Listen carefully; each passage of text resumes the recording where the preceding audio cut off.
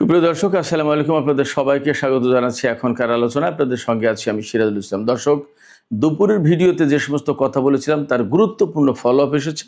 অসম্ভব রকমের জরুরি বার্তা, বলা যায় ব্রেকিং নিউজ। আমেরিকা মধ্যপ্রাচ্য থেকে তাদের সমস্ত নাগরিককে চলে যাওয়ার পরামর্শ দিয়েছে। তার মানে হচ্ছে অনেক বড় কিছু ঘটতে যাচ্ছে মধ্যপ্রাচ্যে। এছাড়া জর্দানের শত শত নাগরিক দেশটির সরকারকে একটা খোলা চিঠি দিয়েছে। সেই চিঠির পরে জর্দান সরকার মহা চ্যালেঞ্জের মুখে। শুধু তাই না, চ্যালেঞ্জের মুখে মার্কিন সেনারা। কি করবে জর্দান সরকার, কি করবে মার্কিন সরকার? এদিকে ইরানের খাতামুল আম্বিয়া হেডকোয়ার্টার্সের commander major general Ali Abdullahi কড়া সতর্কবার্তা বা কড়া হুঁশিয়ারি উচ্চারণ করে বলেছেন, যে সমস্ত দেশ আমেরিকাকে প্রোটেকশন দেবে, নিরাপত্তা দেবে, রক্ষা করবে অথবা আমেরিকাকে সমর্থন দেবে, তার প্রত্যেকটা দেশকে যুদ্ধের পরিণতি ভোগ করতে হবে। তার মানে কি? ইরান কি এই যুদ্ধ মধ্যপ্রাচ্যের বাইরেও ছড়িয়ে দেবে? ইউরোপের কোনো কোনো দেশ কিন্তু আমেরিকাকে সহযোগিতা করছে বা করতে যাচ্ছে। তাহলে এই যুদ্ধ আসলে কতদূর বিস্তৃত হবে? সুপ্রিয় দর্শক, এই তিনটি বিষয় নিয়েই মূলত এখন আমি আলোচনা করব। আশা করি আপনারা শেষ পর্যন্ত সঙ্গে থাকবেন, আলোচনা ভালো লাগবে। আর যদি আলোচনা ভালো লাগে তাহলে লাইক, কমেন্ট, শেয়ার করবেন এবং চ্যানেলটি সাবস্ক্রাইব করে সাথেই থাকবেন। দর্শক, চলুন বিস্তারিত আলোচনায় যাই। সর্বপ্রথমে যে বিষয়টি নিয়ে কথা বলবো সেটি হচ্ছে, আজকে 1 আগস্ট শনিবার জর্দানের মার্কিন দূতাবাস প্রথম এই সতর্কবার্তা জারি করে যে মধ্যপ্রাচ্য থেকে মার্কিন নাগরিকদেরকে দ্রুত গতিতে চলে যাওয়ার পরামর্শ দেওয়া হচ্ছে। তারা যাতে চলে যায়, তার কারণ হচ্ছে মধ্যপ্রাচ্যে অনেক বেশি টেনশন বা উত্তেজনা বিরাজ করছে। এই উত্তেজনা বাড়ছে এবং এর পরিপ্রেক্ষিতে এমন ঘটনাও ঘটতে পারে যে বিমান চলাচল বন্ধ হয়ে যেতে পারে। সেক্ষেত্রে নাগরিকরা, অর্থাৎ মার্কিন নাগরিকরা মধ্যপ্রাচ্য থেকে চলে যাওয়ার জন্য ঝামেলায় পড়তে পারে, বিমান নাও পেতে পারে, আকাশপথ বন্ধ হয়ে যেতে পারে। শুধু তাই না, বাইরের বিভিন্ন অঞ্চল থেকে মার্কিন নাগরিকরা যাতে মধ্যপ্রাচ্য অঞ্চলে সফরে না আসে সেই সতর্কবার্তা বা সেই পরামর্শ দেওয়া হয়েছে মার্কিন দূতাবাসের পক্ষ থেকে। জর্দানের মার্কিন দূতাবাস থেকে এই বার্তা প্রথমে প্রকাশ করার পর ইসরায়েলে যে মার্কিন দূতাবাস আছে সেখান থেকে, তারপরে মিডল ইস্টের সব দেশ থেকে সব মার্কিন দূতাবাস এই একই বার্তা সার্কুলার করেছে, মধ্যপ্রাচ্য থেকে মার্কিন নাগরিকদের চলে যাওয়ার জন্য, সরে যাওয়ার জন্য পরামর্শ দেওয়া হচ্ছে। একটা কথা আমি বলি আপনাদেরকে, যেহেতু ডিপ্লোম্যাটিক ওয়ার্নিংস অর্থাৎ কূটনৈতিক সতর্কবার্তা, সেই কারণে কূটনৈতিক সতর্কবার্তায় এই কথা এইভাবে বলবে না যে এক্ষুনি চলে যান, যুদ্ধ লেগে যাচ্ছে, এমন করে বলবে না।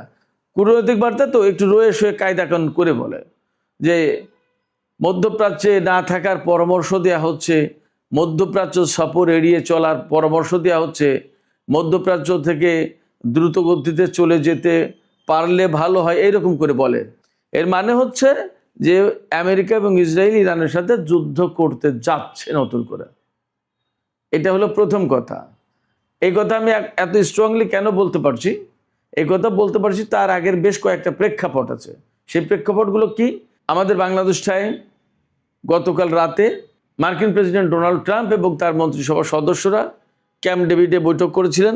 সেখানে একেবারে সরাসরি ইরান বিষয় নিয়ে আলোচনা হয়েছে এবং তারপরে মার্কিন সিবিএস নিউজ খবর দিয়েছে, আমি দুপুরে ভিডিওতে বলেছি, যে ইরানের উপরে হামলা চালাবে আমেরিকা এবং ইসরায়েল।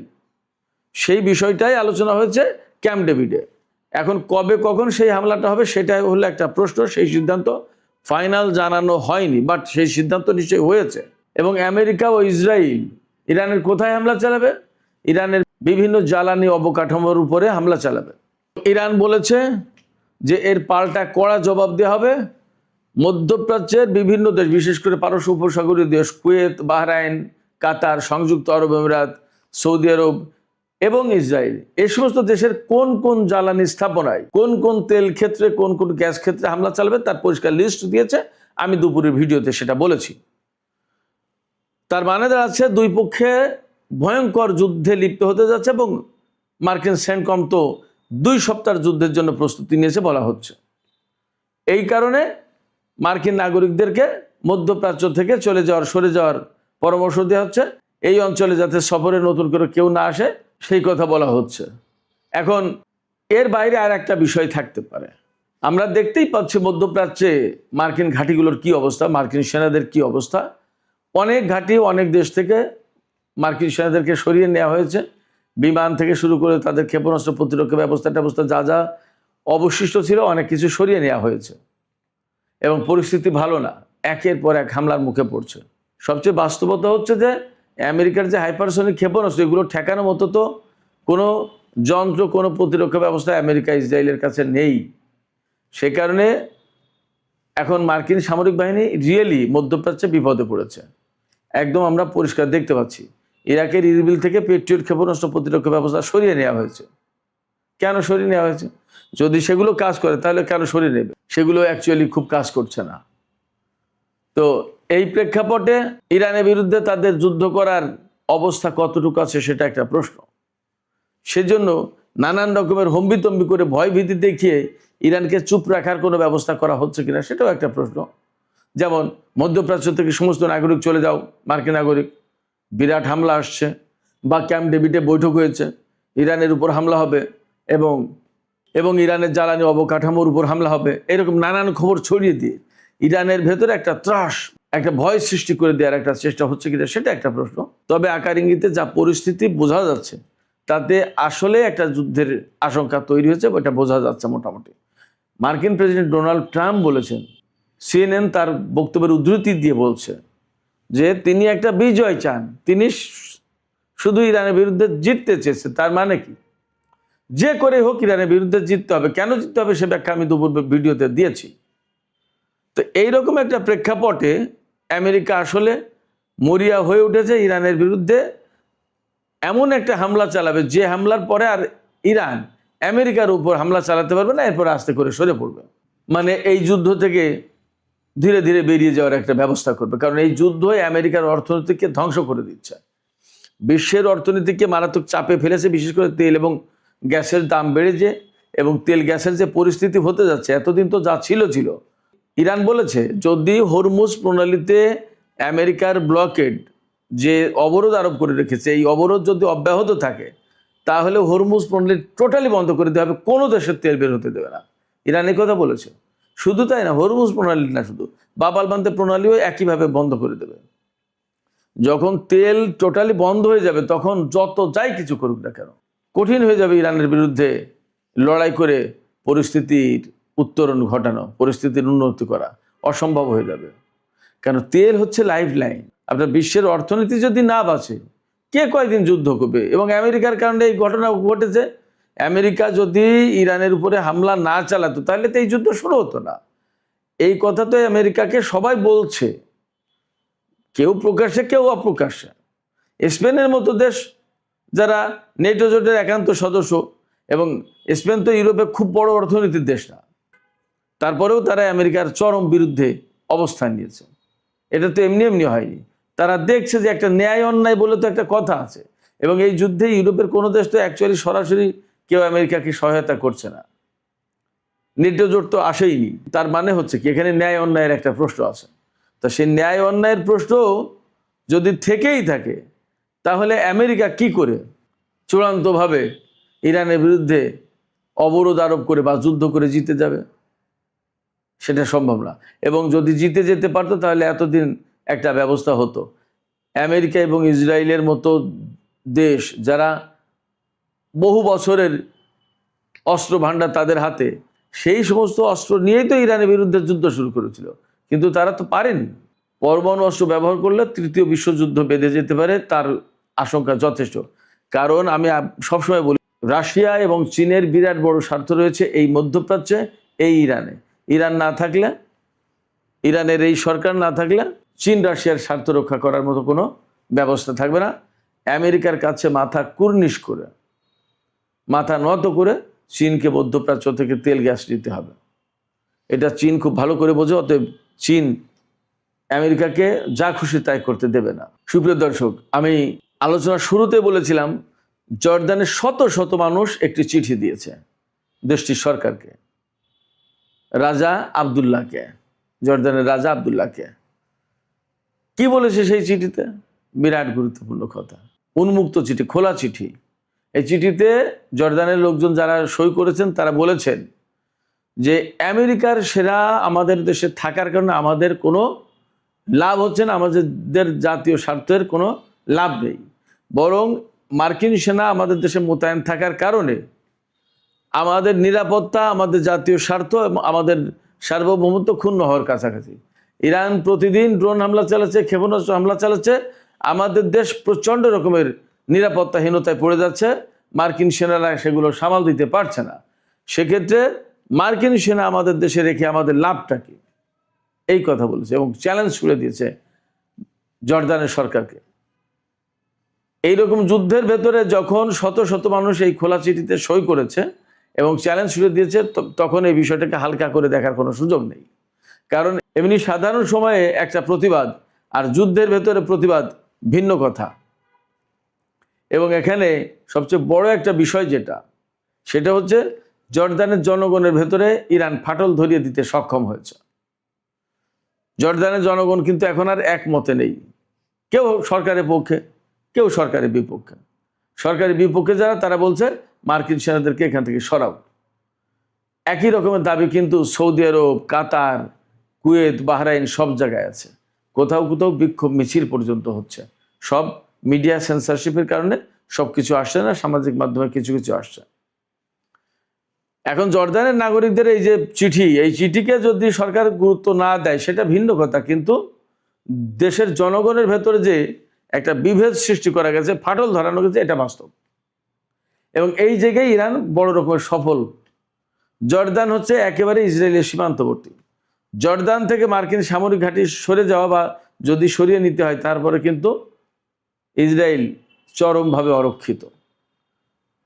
গত 1.5-2 বছরের যে সংঘর্ষ চলছে ইরান, ইসরায়েল, আমেরিকা, ইসরায়েলের উপর যখনই ইরান হামলা চালাতে গেছে এই সংঘর্ষের ভেতরে, তখনই সবচেয়ে বেশি ক্ষেপণাস্ত্র এবং ড্রোন ইন্টারসেপ্ট করার চেষ্টা করা হয়েছে জর্দান থেকে। জর্দানের নাগরিকরা বলছেন, এই চিঠিতে বলেছেন যে জর্দানে যে সমস্ত মার্কিন সামরিক বাহিনী আছে তারা তো আমাদের দেশের নিরাপত্তা রক্ষা করছে না, এরা তো নিরাপত্তা রক্ষা করছে ঘুরে ফুরে যেভাবে হোক ইসরায়েলকে রক্ষার চেষ্টা করা হচ্ছে। তা আমরা আমাদের দেশে মার্কিন সামরিক বাহিনীকে রেখে আমাদের দেশকে ক্ষতিগ্রস্ত করে কেন ইসরায়েলকে রক্ষা করার ব্যবস্থা করব, কেন রক্ষা করব? একটা দেশের সমস্ত মানুষ তো আর অন্ধ হয়ে যায় না, কিছু মানুষের জ্ঞান বুদ্ধি বিবেক থাকে জাগ্রত। এই যে চিঠিগুলো যারা দিয়েছে তারা কিন্তু সবাই যে ফিলিস্তিন থেকে আসা উদ্বাস্তু মানুষ তারা না। ফিলিস্তিনি জনগণ আছে, অরিজিনাল জর্দানের অধিবাসী যারা, তারাও দিয়েছে। সেক্ষেত্রে এই চিঠি অত্যন্ত তাৎপর্যপূর্ণ এবং গুরুত্বপূর্ণ। মধ্যপ্রাচ্যের জন্য বার্তাটা মোটেই ভালো না। মোটেই ভালো না বলতে জর্দানের রাজার জন্য ভালো না। এইরকমভাবে কোন কোন সময় যে কোন কোন দেশে আরও চিঠি আসে এবং কোন কোন দেশের মানুষ বিস্ফোরিত হয়, বিক্ষুব্ধ হয়ে মিছিল শুরু করে দেয় এবং কি হয় আসলে বোঝা যাচ্ছে না। মধ্যপ্রাচ্যের পরিস্থিতি কিন্তু খুবই টালমাটাল। অনেক আলোচনাও আছে এরকম যে মধ্যপ্রাচ্যের যে সমস্ত রাজতান্ত্রিক শাসন ব্যবস্থা, সেই সমস্ত জায়গায় কোনো বিক্ষোভ টিক্ষোভ শুরু হয়ে যায় কিনা, এই শাসকদের বিরুদ্ধে জনগণ ক্ষেপে ওঠে কিনা, এরকম নানা আলোচনা আছে। জানি না কখন কি হবে, বাট এই ধরনের আলোচনা আছে। তবে চূড়ান্তভাবে বাস্তবতা হচ্ছে যে ইরানের সাথে আমেরিকা এবং ইসরায়েল যুদ্ধ করতে এসে মধ্যপ্রাচ্যে আসলে তাদের অবস্থান মারাত্মকভাবে ক্ষুণ্ণ করেছে, ঝুঁকির মুখে ফেলেছে। এবং ইসরায়েল সবচেয়ে ভয় পাচ্ছে এটা যে আমেরিকা যদি এই মধ্যপ্রাচ্যে টিকতে না পারে তাহলে তার অস্তিত্ব থাকবে না, সে কিন্তু খুবই নড়বড়ে অবস্থায় পড়ে যাবে, ঝুঁকির মুখে পড়বে। এই জন্য বারবার চেষ্টা করছে নেতানিয়াহু আমেরিকাকে দিয়ে যুদ্ধ করে ইরানের অস্তিত্ব নষ্ট করে দিয়ে ইরানের এই সরকারের পরিবর্তন আনা, ইরানের সামরিক বাহিনীকে ধ্বংস করে দেওয়ার চেষ্টা করা। যদিও সেটা এখন পর্যন্ত সফলতার মুখ দেখেনি এবং আদৌ সেটা সফল হবে কিনা সেটা একটা বড় প্রশ্ন। এই যে ইসরায়েল এবং আমেরিকা ইরানের সাথে যুদ্ধ করতে আসলো, এতে প্রকৃতপক্ষে তারা ক্ষতিগ্রস্ত হয়েছে। কীরকম? ধরুন যুদ্ধের আগে হরমুজ প্রণালী খোলা ছিল, যুদ্ধ শুরু করলো হরমুজ পল্লী গেল বন্ধ হয়ে। যুদ্ধের আগে মার্কিন সমস্ত ঘাঁটি সব ইনট্যাক্ট ছিল, সব অক্ষত ছিল, ভালো ছিল, তারা খুব আরামে দারামে খাচ্ছিল, ঘুমাচ্ছিল, ফুর্তি মারছিল। কিন্তু যুদ্ধ শুরু পরে সেই ঘাঁটিগুলো সব এখন অস্তিত্বহীন হয়ে পড়েছে। মার্কিন সামরিক বাহিনী প্রচণ্ডভাবে অনিরাপদ। বিভিন্ন দেশ থেকে মার্কিন সেনাদেরকে সরিয়ে নেওয়া হয়েছে। বহু সংখ্যক বিমান, সামরিক সরঞ্জাম, অস্ত্রপাতি ধ্বংস হয়েছে, যেগুলোকে এতদিন আমেরিকার গর্বের ধন, গর্বের বস্তু বলে মনে করা হতো। আমেরিকার প্রভাব প্রতিপত্তি, শৌর্য বীর্যকেও উচ্চে তুলে ধরত। সেই জিনিসগুলো ধ্বংসের কারণে ইরানের হাতে এখন আমেরিকার হেড ডাউন হয়ে যাচ্ছে, মাথা নত হয়ে যাচ্ছে, নিচু হয়ে যাচ্ছে। সেক্ষেত্রে আমি বলি, বারবার সবসময় বলি যে আমেরিকা এবং ইসরায়েল ইরানের বিরুদ্ধে যুদ্ধ করতে এসে তারা নিজেরাই মারাত্মকভাবে ক্ষতিগ্রস্ত হয়েছে এবং এই ক্ষতি কখনো আর পুষিয়ে নিতে পারবে না। মধ্যপ্রাচ্যের অনেক দেশ হয়তো এখনো আমেরিকাকে সমর্থন করছে নানান প্রেক্ষাপটের, নানান কারণে। ভেতরে ভেতরে কিন্তু আমার কাছে মনে হচ্ছে তারা ইরানকে সহযোগিতা করছে, যে কথা হয়তো আমরা বাইরে থেকে বুঝতে পারছি না বা দেখতে পারছি না। যেভাবে ইরান, ইরাক, কুয়েত, সৌদি আরব, বাহরাইন, কাতার, সংযুক্ত আরব আমিরাত, ওমান, জর্ডান, এই সমস্ত দেশে হামলা চালিয়েছে যে অ্যাকুরেটলি, এটা মানে বিরাট ব্যাপার, কল্পনাতীত ব্যাপার। এমনকি ইসরায়েলের ভেতরে, এবং ইসরায়েলের ভেতরে অনেক গোয়েন্দাকে বা গুপ্তচরকে, এজেন্টকে, ইরানের এজেন্টকে ধরা হচ্ছে যে তারা ইরানকে বিভিন্ন সময় বিভিন্ন তথ্য দিয়ে, ছবি দিয়ে সাহায্য করেছে এবং তার বিনিময়ে টাকা নিয়েছে, ধরা হচ্ছে, মামলা, জেল এগুলো দেওয়া হচ্ছে। ফলে এই যে মুসলিম কান্ট্রিগুলো, এই মুসলিম কান্ট্রি থেকে কেউ কি ইরানের পক্ষে কথা বলেনি, কাজ করেনি? অবশ্যই করেছে, এবং এমনটা হওয়ার যথেষ্ট সম্ভাবনা আছে। এবং যার প্রমাণ এই যে জর্ডানের চিঠি, এবং ইরান বলেছে তো যে জর্ডানের বহু সরকারি এবং বেসরকারি পর্যায়ের লোকজন তথ্য দিয়ে সাহায্য করেছে, গোয়েন্দা তথ্য দিয়েছে যে এখানে এখানে এখানে এখানে আমেরিকার সেনা ঘাঁটি অমুক তমক এই সমস্ত আছে। ইরান সেইগুলো ধরে ধরে হামলা চালিয়েছে। ফলে মধ্যপ্রাচ্যে মার্কিন ঘাঁটিগুলো রিয়েলি খুবই ঝুঁকির মুখে পড়েছে, নিরাপত্তাহীনতার মুখে পড়েছে, এতে কোনো সন্দেহ নেই। এখানে প্রশ্ন আসতে পারে যে জর্ডান এত কিছুর পরও কেন সমর্থন দেয় আমেরিকাকে? এখানে একটা সুবিধা আছে। জর্ডানকে খেয়াল করুন, 1951 সাল থেকে 2025 সাল পর্যন্ত, তার মানে 75 বছর ধরে আমেরিকা জর্ডানকে $33.8 বিলিয়ন দিয়েছে সাহায্য। 75 বছরে $34 বিলিয়ন সাহায্য দিয়েছে। 75 বছরে, বছরে $1 বিলিয়ন না। এইটুকু খাওয়ার জন্য জর্ডান আমেরিকার এইভাবে ঘাঁটি একেবারে অনুগত হয়ে কাজ করে। এই সমস্ত নিয়ে মধ্যপ্রাচ্য, বিশেষ করে জর্ডানের লোকজনের ভেতরেই ভীষণ রকমের অসন্তোষ বিরাজ করছে। তারা এগুলো পছন্দ করে না।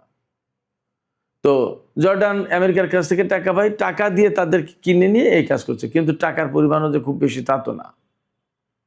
অথচ এই যুদ্ধের কারণে জর্ডান কিভাবে ক্ষতিগ্রস্ত হয়েছে সেটা একটা পরিসংখ্যান দিয়ে দেখেন। জর্ডানের যে অর্থনীতি তার 18%, 18% হচ্ছে পর্যটন খাতের। আপনারা জানেন জর্ডান, মিশর, ইসরায়েল, এই যে ফিলিস্তিন, এগুলো, সিরিয়া, এগুলো বিরাট ঐতিহাসিক জায়গা। ইউরোপ আমেরিকার প্রচুর মানুষ এগুলো দেখতে আসে। বহু কিছু, বহু নবী রাসূলের জায়গা, এগুলো স্মৃতি বিজড়িত জায়গা, দেখতে আসে মানুষ। আমরা বাংলাদেশের মানুষ টাকা পয়সা নেই, খুব একটা ভ্রমণ পিপাসুরা যায় না, কিন্তু আমেরিকা, ইউরোপের প্রচুর মানুষ আসে। তো এই যে পর্যটন শিল্প, এই পর্যটন শিল্পের ইনকাম 12% কমে গেছে এই গত 6 মাসে। অথচ জর্ডানের যে জাতীয় অর্থনীতি তাতে 18% হচ্ছে অবদান এই পর্যটন খাতের। বিরাট ব্যাপার। সেই খাতে যদি এত বড় আয় ইনকাম কমে যায় তো সেটা অনেক বড় ব্যাপার না? এবং এই যুদ্ধ যদি আরো বড় আকারে দীর্ঘদিন চলে তাহলে জাতীয় অর্থনীতি তো মার খেয়ে যাবে।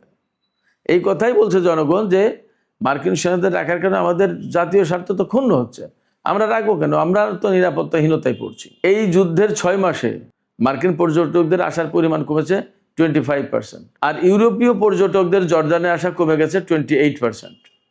তার মানে আমেরিকা, ইউরোপ থেকে যে বেশিরভাগ লোক আসতো তাদের বিরাট একটা অংশ আসা বন্ধ করেছে এই যুদ্ধের কারণে, নিরাপত্তাহীনতা। তো ইরান যে হুমকি দিয়েছে নতুন করে যে কোনো দেশ যদি ঢাল হিসেবে ব্যবহৃত হয় আমেরিকার জন্য, নিরাপত্তা দেওয়ার জন্য, আমেরিকার সমর্থন করে, বা আমেরিকাকে ঘাঁটি মাটি দিয়ে সাহায্য করে, তো সেই দেশ যুদ্ধের পরিণতি ভোগ করবে।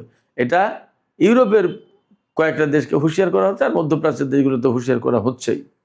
ইউরোপের বুলগেরিয়া বা আরও কোনো দেশ যদি আমেরিকাকে ঘাঁটি দিয়ে সাহায্য করে, ব্রিটেন, তাহলে তাদেরকে হুঁশিয়ার করে দিয়েছে ইরান যে যাতে আমেরিকাকে না দেয়। তার মানে হচ্ছে যে আমেরিকা যদি ইউরোপের কোনো দেশ ব্যবহার করে ইরানের উপর হামলা চালায়, তাহলে ইরান ইউরোপের ওই সমস্ত দেশে হামলা চালাতে পারে। তাহলে যুদ্ধের পরিধি অনেক বেশি ছড়িয়ে পড়বে। ধীরে ধীরে আশঙ্কা করা যায় যে তৃতীয় বিশ্বযুদ্ধের দিকেও এই যুদ্ধ গড়িয়ে যেতে পারে। আমরা আশা করব এই যুদ্ধ বন্ধ করে বিশ্বটাকে শান্তির দিকে ফিরিয়ে আনার জন্য যুদ্ধে জড়িত সব পক্ষ কার্যকর ভূমিকা নেবে। সুপ্রিয় দর্শক, এখনকার আলোচনা এখানে শেষ করতে চাই। আলোচনা শেষের আগে আমি আপনাদেরকে প্রশ্ন করি, আপনাদের কাছে মতামত জানতে চাই। আমেরিকা যে মধ্যপ্রাচ্য থেকে তাদের নাগরিকদের সরে যেতে বলল, এটা কি আসলে বড় কোনো যুদ্ধ শুরু হতে যাচ্ছে সেই জন্য, নাকি এইভাবে বললে ইরান ভয় পাবে এই জন্য আমেরিকা এই সতর্ক বার্তা জারি করলো? আপনাদের মতামত কি কমেন্টে জানাতে পারেন। আর ভিডিও ভালো লাগলে লাইক কমেন্ট শেয়ার করবেন এবং চ্যানেলটি সাবস্ক্রাইব করে সাথেই থাকবেন। দর্শক, এখনকার আলোচনা এখানে শেষ করতে চাই। আপনারা সবাই অনেক অনেক ভালো থাকুন। আল্লাহ হাফেজ।